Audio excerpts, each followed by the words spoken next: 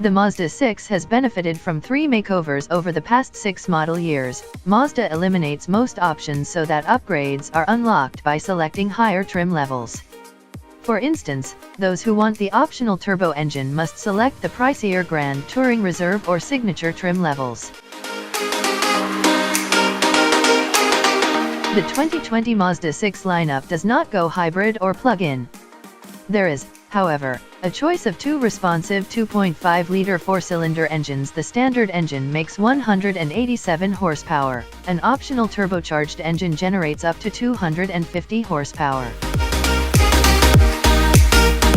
Shopping for a Mazda is free of individual options. Instead, Mazda requires shoppers to select higher trim levels to add features they want. The Mazda 6 won't win many objective comparisons with its competitors since it's not the quickest, thriftiest, or tech-savviest.